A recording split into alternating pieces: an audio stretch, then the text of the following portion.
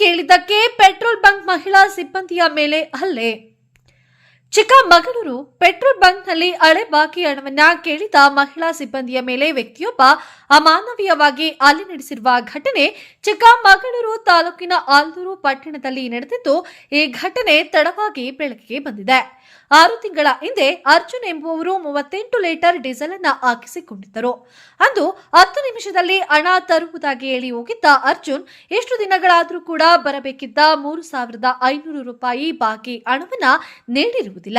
June 14ರಂದು ಅದೇ ಬಂಕ್ಗೆ ಬಂದ Arjun diesel ಹಾಕುವಂತೆ ಕೇಳಿದ್ದಾನೆ. ಈ ವೇಳೆ ಮಹಿಳಾ ಸಿಬ್ಬಂದಿ ಮೊದಲು ಹಳೆ ಬಾಕಿ ಹಣವನ್ನ ಕೊಡುವಂತೆ ಕೇಳಿದ್ದಾರೆ. ಇದರಿಂದ ಆಕ್ರೋಶಗೊಂಡ ಅರ್ಜುನ್ ಬೇರೆ ಬಂಕ್ನಲ್ಲಿ ಸಾಲ ಕೊಡ್ತಾರೆ, ನೀನ್ಯಾಕೆ ಕೊಡಲ್ಲ ಎಂದು ಅವಾಚ್ಯ ಪದಗಳಿಂದ ನಿಂದಿಸಿದ್ದಾನೆ. ಅಷ್ಟೇ ಅಲ್ಲದೆ 30 ಲೀಟರ್ ಡೀಸೆಲ್ ಕೊಡದಿದ್ರೆ ಸುಮ್ಮನೆ ಬಿಡುವುದಿಲ್ಲ ಎಂದು ಬೆದರಿಕೆಯನ್ನ ಹಾಕಿ ಕರ್ತವ್ಯದಲ್ಲಿ ಇದ್ದ ಮಹಿಳೆಯನ್ನ ಜಡೆ ಹಿಡಿದು ಎಳೆದಾಡಿದ್ದಾನೆ. ಆಕೆಯ ಮೊಬೈಲ್ ಕೂಡ ಕಿತ್ತೆಸೆದಿದ್ದಾನೆ. ತದನಂತರ ಜೋರಾಗಿ ತಳ್ಳಿದ ಪರಿಣಾಮ ತಲೆ ಕಂಬಕ್ಕೆ ತಾಗಿ ಹಣೆಗೆ ಗಾಯವಾಗಿದೆ ಎಂದು ಆಲ್ದೂರು ಠಾಣೆಗೆ ದೂರನ್ನ ನೀಡಿದ್ದಾರೆ. ಘಟನೆಯ ದೃಶ್ಯಗಳು ಪೆಟ್ರೋಲ್ ಬಂಕ್ನಲ್ಲಿ ಸಿಸಿಟಿವಿ ಕ್ಯಾಮೆರಾದಲ್ಲಿ ಸೆರೆಯಾಗಿದೆ. ಗಲಾಟೆ ನಡೆಯುತ್ತಿದ್ದಂತೆ ಸ್ಥಳೀಯರು ಮಹಿಳಾ ಸಿಬ್ಬಂದಿಯವರ ರಕ್ಷಣೆಗೆ ಧಾವಿಸಿ ತಕ್ಷಣವೇ ಆಸ್ಪತ್ರೆಗೆ ದಾಖಲಿಸಿ ಚಿಕಿತ್ಸೆಯನ್ನ ಕೊಡಿಸಿದ್ದಾರೆ.